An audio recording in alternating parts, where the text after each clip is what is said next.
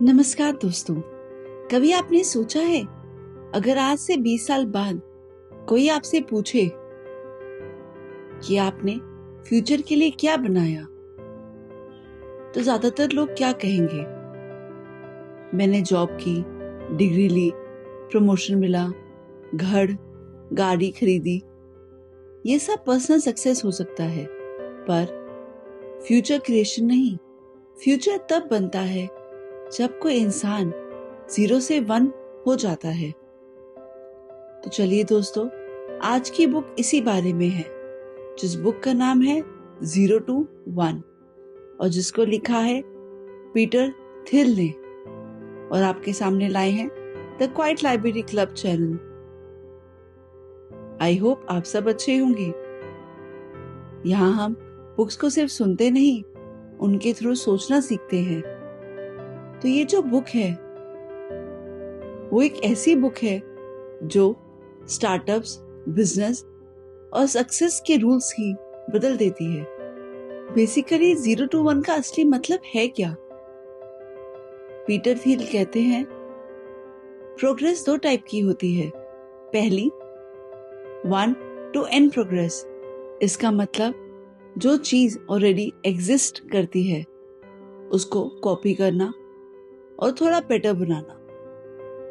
जैसे एक और रेस्टोरेंट, एक और ऐप, एक और कोचिंग सेंटर। ये ग्रोथ होती है, पर ये रिवोल्यूशन नहीं होती। दूसरी होती है 0 to 1 प्रोग्रेस। जब आप कुछ ऐसा क्रिएट करते हो जो दुनिया ने पहले कभी नहीं देखा, जैसे कंप्यूटर, इंटरनेट, गूगल, फेसबुक। ये सब 0 से 1 था। स्कूल हमें सिखाता है कैसे कॉपी करें, पर दुनिया चेंज होती है सिर्फ इनोवेटर से। फ्यूचर कभी भी अपने आप नहीं आता। बहुत से लोग सोचते हैं फ्यूचर ऑटोमेटिक होगा।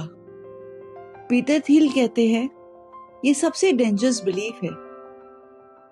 2 टाइप के लोग होते हैं। पहले इंडेफिनिट थिंकर्स, जो बोलते हैं देखेंगे क्या होता है, मार्केट पे डिपेंड है, लक हुआ तो हो जाएगा। और दूसरे डेफिनेट थिंकर्स, जो बोलते हैं मुझे पता है फ्यूचर कैसा चाहिए और मैं उसे बनाऊंगा। ग्रेट कंपनीज डेफिनेट थिंकिंग से बनती है। फ्यूचर वही लोग कंट्रोल करते हैं जो आज क्लियर सोचते हैं, और इसलिए the quite library club exist करता है। यहाँ हम सिर्फ मोटिवेशन नहीं देते, हम थिंकिंग अपग्रेड करते हैं, क्योंकि स्ट्रॉन्ग फ्यूचर स्ट्रॉन्ग सोच से बनता है। Competition is for losers. ये लाइन थोड़ी हार्श लग सकती है। Competition is for losers. हमें बचपन से सिखाया गया कंपटीशन जीतो, नंबर 1 बनो। पर बिजनेस में कंपटीशन का मतलब होता है प्राइस वॉर, और प्राइस वॉर का मतलब होता है प्रॉफिट 0। अगर आप 10 लोगों के साथ सेम चीज बेच रहे हो तो कोई भी स्पेशल नहीं है। सक्सेसफुल कंपनीज कंपटीशन से भागती नहीं, कंपटीशन से बाहर निकल जाती हैं।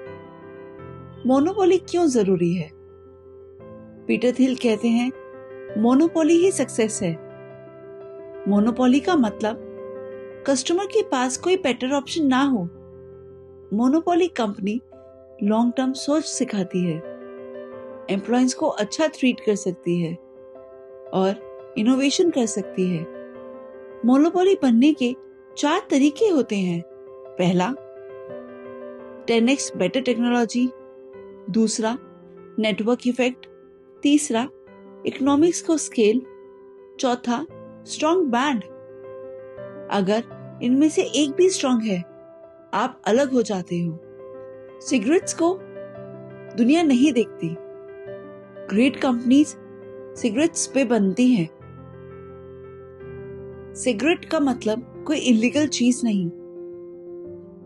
सिगरेट का मतलब है वो सच जो सब देख रहे होते हैं पर समझ नहीं रहे। पीटर थिल एक सवाल पूछते हैं, ऐसी कौन सी सच्चाई है जिसे आप मानते हो पर दुनिया नहीं मानती। अगर आपका आंसर यूनिक है तो फ्यूचर भी यूनिक होगा।